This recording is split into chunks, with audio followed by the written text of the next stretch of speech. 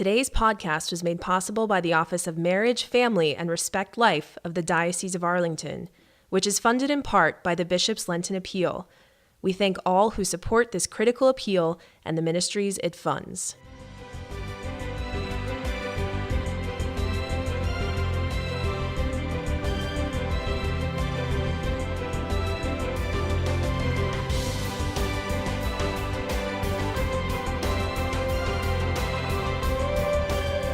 You're listening to Searching for More, a podcast of the Diocese of Arlington. On this episode, a Catholic married couple talks about how Pope Paul VI's encyclical on married love, Humanae Vitae, has enriched their lives. Today's host is Billy Atwell, Chief Communications Officer for the Diocese. Charlotte and Joel, thank you for joining me on the podcast. Thank you for having us. So before we get into the meat of this, obviously we're talking about Humanae Vitae. We're celebrating the 50th anniversary of it. There's a lot to get into there. But first, what's your all's story? How did you two meet? So we both grew up around here in the Diocese of Arlington, and we both graduated from Bishop O'Connell High School in Arlington, 5 years apart though. So I went to William & Mary, and she went to Mary Washington, and we missed each other by a few years. Yep. We got together actually through Facebook. Yeah, I will admit I stalked him on Facebook. His younger brother was in my class in elementary school, so I kind of always knew who his family was, but I didn't know him. I friended him on Facebook one day. It took him 3 weeks to reply. He basically was like, "Who are you?" And I'm like, "Okay, fine." So we just started talking on Facebook, and then he asked me to dinner, and that's how it all began. So you all give talks for folks who are preparing for marriage. How did you get into that originally? Well, we did our marriage prep. We got married in Maryland, actually. So we did our marriage prep at a program called 3 to Get Married at Bethesda Retreat Center. It was a wonderful experience. We really enjoyed it. And then after we got married, we were thinking of, a few years into our relationship, it'd be nice to be able to give back in some way, to be able to volunteer our time in a way that still worked with our, schedule and growing family. So we reached out to them and we started doing marriage prep with them. And then we said, well, the Arlington Diocese we love and adore, and is, our that's what we're a part of. So then we reached out to the Arlington Diocese and been doing the conference for the engaged for probably three years. Yeah. Very good. Charlotte wondered, what do we like to do? And we both like to talk. We're both salesmen. And we both so we have like to sell tons people of on opinions. ideas. Yeah, exactly. That's yeah. great. So while we're celebrating this 50th anniversary, Joel, just for people who are listening that might not be real familiar with Humanae Vitae, could you give just like a brief overview of what it is and what was taught within it? Sure. So in the late 1960s, Pope Pius VI put out this encyclical that actually, after rereading it, I myself had some conceptions when I read it the first time, and rereading it, it's just this beautiful encyclical that actually wasn't coming up with a lot of new information. A lot of it was echoing things that previous popes had written about the sanctity of marriage and how important the love between husband and wife is, and how important children are to the family, and how that all works together. And I think it can get sort of a bad rap because of how contraception is woven in and the dangers of contraception and how important it is for couples to be open to life. But really, reading it the second time, it struck me how beautiful it is and how much it really does celebrate marriage, man, woman, and the conjugal act as both unitive and procreative. It really struck me in a positive light reading it again. Charlotte, what was your first impression when you read it? That I probably needed to read it again. But no, just mostly it was something beautiful, and that what I got from it was that the church loves us so much. That the church, God gives us so much freedom, and there's so much freedom that comes with sacrificial love and a call to generosity. It's sort of one of those things where you think to yourself, I can't believe that God is entrusting me with this such an important part of his divine plan, to say you're the missing link that I need. So Humanae Vitae, it's like a love letter to us. I just think it's really a beautiful thing. You put it a very good way there. It's a love letter, because from those who haven't read it, what they believe it to be is a letter about contraception and what you can't do. Right. It's the letter of knots, what you're Right. not supposed to do. But it's really not. When you read it, that's such a beautiful way to put it. It's a love letter. It's a love letter about love. It's the church expressing that love for us. On the topic of contraception, though, some couples really struggle with it, especially, kids are hard, so they start to think, wow, this is a challenge. How do we want to regulate this? And the Humanae Vitae really beautifully explains how we should be thinking about children.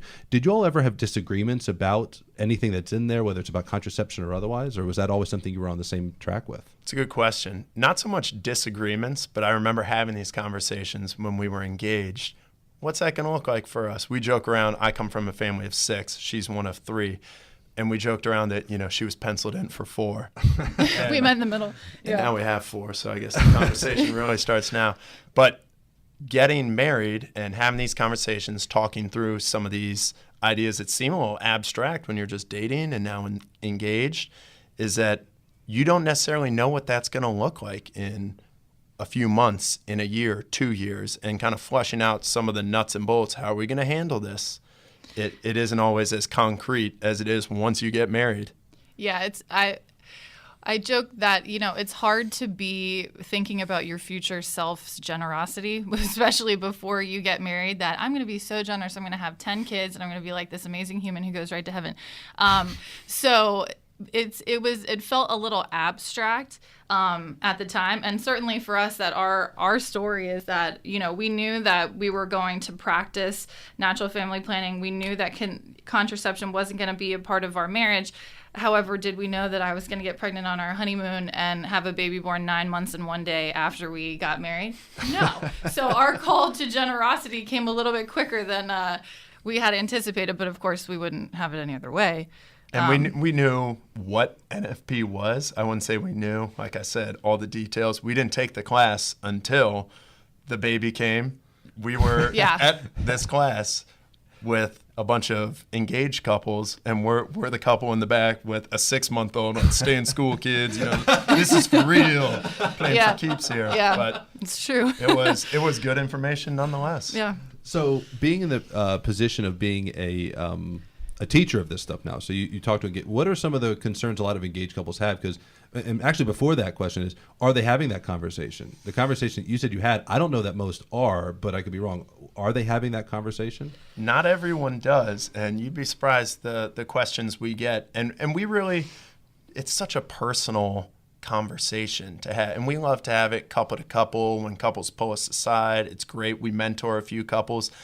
But these questions are so personal, and not that it varies from couple to couple. The truth is the same, but we are not in position as married people or single people. Catholic Church doesn't call us to judge anyone else, but when these questions come up, it's important for every Catholic to be well-read on the subject, to understand what Humanae Vitae says. And yes, it's not always easy, but like Charlotte said, it's about love. The church wants us to be happy. Not every family needs to have 10 kids to be happy. It might be 2 kids, 3 kids, 1 kid.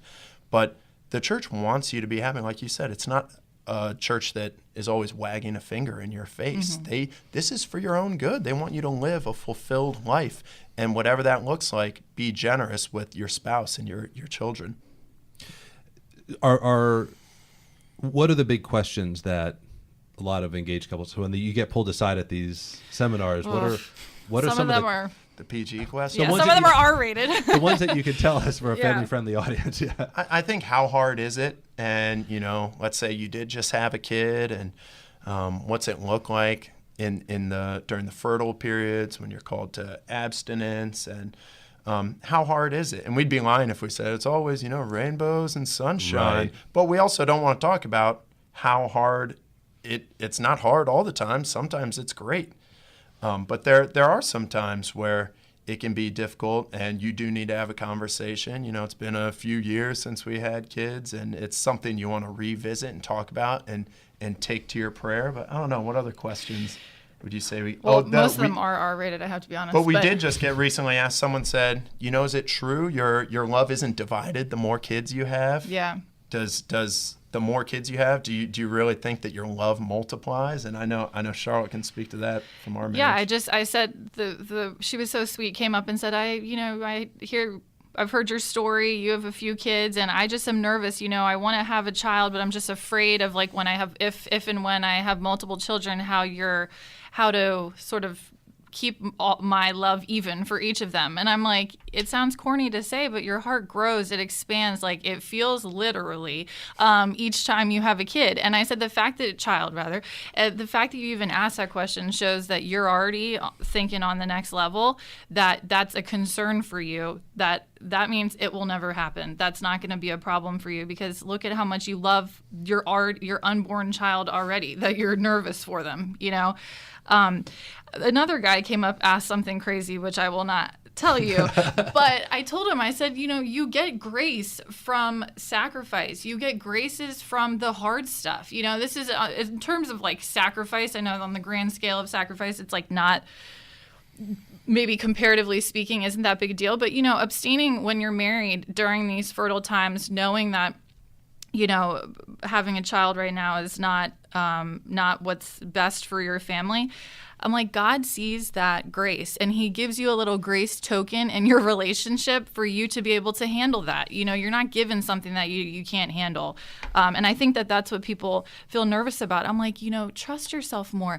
We live in this world where we're like gluten-free. We're like, treating our bodies so well. We go to yoga, we go to Whole Foods, and we really, all of a sudden we figure out we have a gluten intolerance, so we change our whole diet. Like, you're pretty awesome. If you can do all that, trust me, you can do this. Give yourself more credit that you can actually participate actively and successfully in natural family planning. That's such a good point. Yeah. That's such a good point. We could figure this out. You think about all the other complex things we navigate. Do so many crazy, weird things. And then it's like, why not add one more? And there is a tendency to kind of focus on the negative, or what's the least I can do to get by? This minimum. I'm a teacher with 9th and 10th graders. It's like, sir, what is the absolute minimum I need to do to get an A? You don't want to take that approach to your marriage. You want to be giving yourself completely in more ways than what you really are, making a gift of yourself, a full gift of yourself, which is sometimes hard to realize until you're actually in it. Yeah. One thing that I experienced when we went through our marriage prep class and all that was the section on NFP was just graphic, like scientific, biological content. And it was not helpful as that being the first step. It wasn't explained that you all were explaining it. When you first introduce someone to, whether it's a couple you're mentoring or whoever, to natural family planning and these kinds of things, what is it that you say to them, or what do you talk to them about first? I mean, I just come out and tell them, listen, I'm just going to give you the 90-second snapshot. At these talks, we usually have 30 or 45 minutes. And I just say, my hope for you is that I want you to leave this conversation saying you learned something new and that you would like to go take a natural family planning class. Because I tell them, don't make your decision based on assumption or laziness. You got to make your decision based on fact. And in order to make a well-rounded decision, you have to take a natural family planning class just as the first step. It's funny you say that too, because we are not a couple that could even teach the biology behind it. We kind of give, like Charlotte said, a snapshot behind it. But another couple who gives talks said the same thing as you. They said, we even took the class, and I don't think one time during the 5 weeks they took the class, they mentioned the why behind it. And it's like, if you don't know the why, if you don't know the Humanae Vitae, if you will, if you don't understand God's master plan, and it kind of goes back to Genesis. God made us man, made us woman, and said, every time you get together, every time you engender new life, which is your mission, I want more souls. I want more souls in heaven.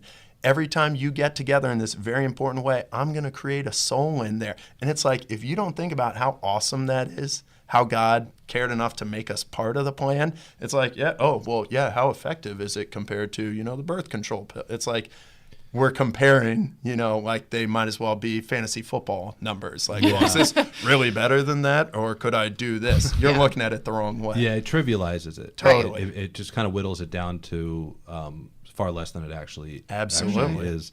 How has teaching this impacted your marriage? So obviously NFP itself and Humanae Vitae and the teachings of it have had a positive impact on you all. What has the teaching of it, though, done for you all? been really good for us. We always say that just having these conversations, getting ready to give a talk has done a lot for our marriage. And like I said, we weren't that familiar with it. We were not experts. We're still not experts. But we really had to get familiar with it in order to give people an idea of what goes into it. But I think it's been great. You grow in intimacy. I think there's a romance behind it. These are all, additional reasons to think about it. But you get to know your spouse on such an intimate level, and you grow in respect for your spouse, but also the human body. The female body is such an incredible thing. You learn how precise it is, not just at making babies, but also the fertile times, the infertile times. It's almost like clockwork, and it's really incredible. You also have less time to be selfish when you're like having to not be selfish. You know what I mean? So again, I know I talk a lot about graces, but you grow that, naturally we're sort of self-serving, right? That's kind of like, unfortunately, part of our nature. But doing something like natural family planning takes you out of your own self. And then you can sort of think more about others, think more about the people in your family, think more about your spouse. Joel jokes around, you never believe the stuff that you would do during a fertile time that's like in the courtship department. You go on dates, go on walks. It sounds really corny, but it's really been something that's very obvious in our relationship because of NFP. Do you think that self-sacrificial part, that kind of denial of self, does that transcend into other areas of life then? I mean, if you're denying yourself something that you obviously desire, does that trait transcend to when you're dealing with your kids or dealing with other people? Yes, I definitely think it does, because we are happiest when we're generous. That's just what we are. We don't feel as good and happy with ourselves when we're selfish. So we are given by God this amazing opportunity to be generous on a daily basis in your own relationship with your spouse from the start. So when you're given more opportunities to be generous and you take those opportunities, more generosity will come forth from that. So that's one of the biggest things, I think. Right. It sounds a little cliche, it's always better to give than to receive. But if you even look at Christ's example, I know this struck me in the homily at one of the last conferences we did. The priest was talking about service. And I'm like, thinking to myself, that could not apply in too many ways to, it applies in a ton of ways to marriage. That Jesus, of all people, came not to be served, but to serve. And in marriage, you're serving your wife, you're serving your kids. You almost need to, there are so many opportunities to serve, it's not even funny. They're everywhere. And like she said about generosity, the more you serve, the more you give up of yourself, the more fulfilled you feel. If you had the chance to stand in front of a crowd of people who are not practicing the faith, they're Catholic, they were maybe raised in it, but they haven't talked about the faith in a long time or practiced it, and you had a chance to talk to them, because the people that are coming to you are obviously engaged enough in the church that they want to get married in the church. Right. What would you say to that crowd of folks who are a little more distant but Catholic? I would say you've got this church, hundreds, thousands of years of wisdom, and you've also got this beautiful sacrament of marriage. You've got all these graces like Charlotte was talking about.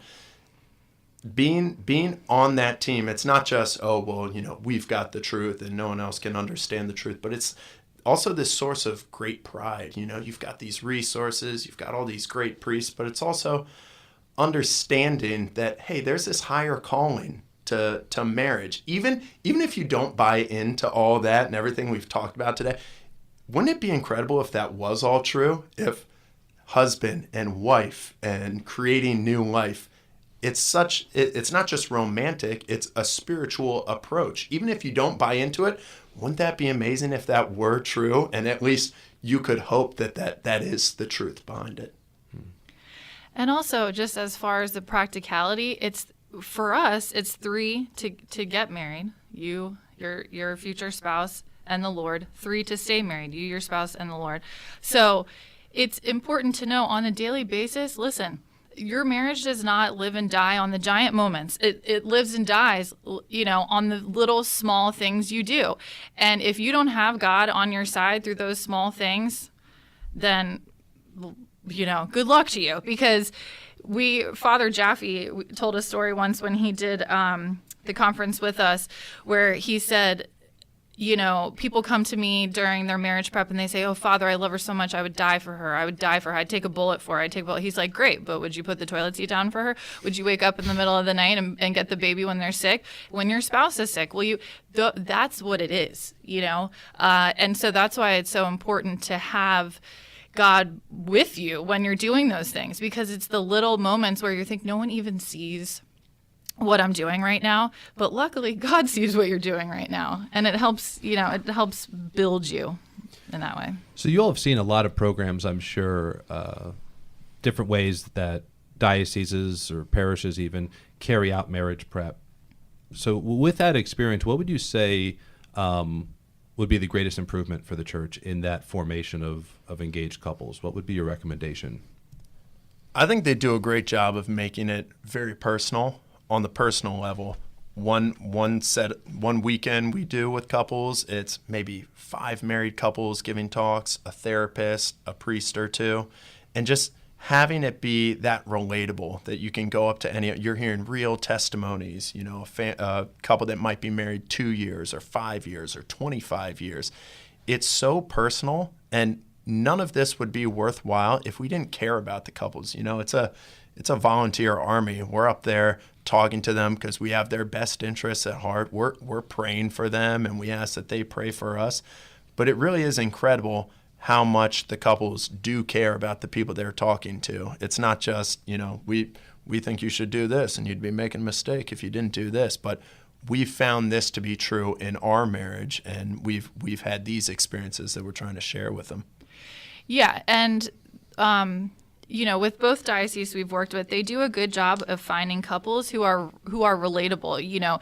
We say it's not what you say, it's how you make them feel. So I think that through stories that couples tell, anything that if you have couples who are storytellers, I know that Joel and I have a story about the dishwasher and how we've gotten in very huge arguments based on the dishwasher and how people load it versus not loading it. Joel, I had to seek advice from a priest about him. I'm like, you should see the way she loads this thing. Yeah. It's not right. I gave up that fight very quickly. There's certain fights I took on. I didn't take that one Sure. Now, listen, my dishwasher approach is only the strong survive. What comes out is meant to come out. Survival of the fittest in there. It's so whoever terrible. Comes out is what was meant to be.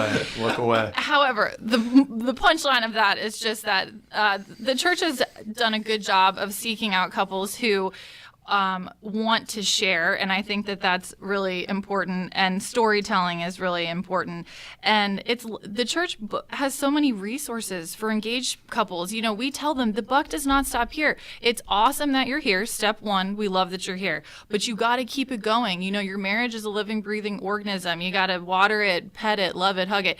So that is one of the things the church does so well, is has so many resources for couples to continue to cultivate their relationship after they get married. Very good. Any final thoughts for folks who are listening? You reminded me when you asked about being a representative of the church. It really is our church, but a friend of mine just shared a Chesterton quote with me, one of these great minds of the 20th century. And it was, I don't need a church to tell me I'm wrong when I know I'm wrong. I need a church to tell me I'm wrong when I think I'm right. Right, yeah. And I couldn't believe, we talk about the finger wagging in the face, but we've all been wrong, and we know we're wrong. But it's when we think we're right and we're convinced of it. But that's where the church gently calls us back. Do a little more reading, talk to someone, and it's not beating you over the head with it. It's out of love. It's this. The church is this loving mother. How many times do we get corrected growing up by our mother? And we who get probably knew better than us. Yeah, our mom's usually right. They know best. They love us. They let us make mistakes every once in a while. But sometimes, you can't do that. You can't stay out that late. You got to, oh, Mom, you're killing me. But she's right. And it's because she loves you and wants what's best for you. Very good. Joel, Charlotte, thank you so much for being on the podcast and for offering this time. And thank you for the ministry that you do. Thank you for all the time that you give up. Thank you. Sure thing. Thank you for having us. God bless. Thank you for listening to Searching for More. If you enjoyed this podcast, please write a review on iTunes, Google Play, or Stitcher. Also, make sure you follow the Diocese and the Arlington Catholic Herald on Facebook, Twitter, and Instagram. And subscribe to our YouTube channels for regular videos that will inspire, educate, and inform you about the Catholic faith and our diocesan community.